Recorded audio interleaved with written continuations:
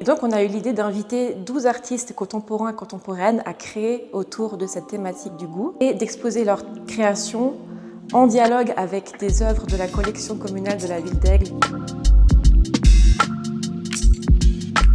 La jeunesse de cette exposition, c'est que Aigle a été élue ville suisse du goût en 2025.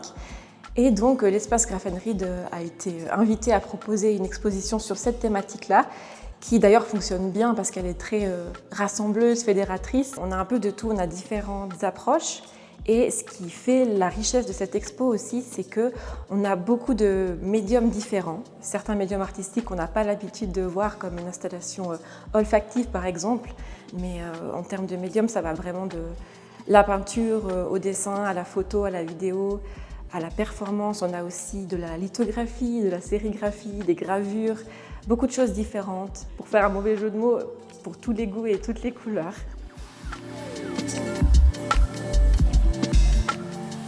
Avec l'espace Grafenried, nous avons décidé cette année, dans le cadre de Aigle Ville du Goût, de faire une grande exposition d'envergure. Et ici au Château d'Aigle, nous avons donc l'antenne avec notre artiste Léa Line de l'exposition À voir et à manger. Je trouve très intéressant de mêler tout ce qui est histoire du château, mais aussi art contemporain. Et Léa Line est une artiste extrêmement moderne, comme on peut le voir dans les 3 installations qui sont ici au château. Parce qu'ici, on abrite le musée de la vigne et du vin. Donc l'installation Bacchus au rez-de-chaussée fait écho aux vignes aux alentours du château. Et je trouve bien de pouvoir proposer au public toutes sortes de formes d'art et de culture. Pour rester justement dans cette idée de terroir, de proximité, on a fait appel à 11 artistes qui avaient déjà exposé dans la salle du Ré. C'est aussi une thématique, le goût, qui est susceptible d'attirer un autre public, un public plus large au sein d'un espace d'exposition. Je pense que c'est un thème qui s'adresse vraiment à chacune d'entre nous.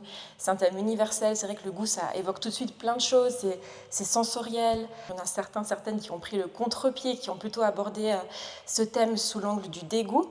Mais on a aussi les plaisirs de la table qui sont célébrés. L'art, c'est pas forcément quelque chose d'élitiste qui est destiné à une certaine tranche de la population, mais vraiment accessible à toutes et tous, toutes les générations, tous les horizons. C'est aussi notre but à l'espace Grafenried, comme on a l'entrée gratuite, de pouvoir démocratiser vraiment l'art, et cette exposition s'y prête parfaitement.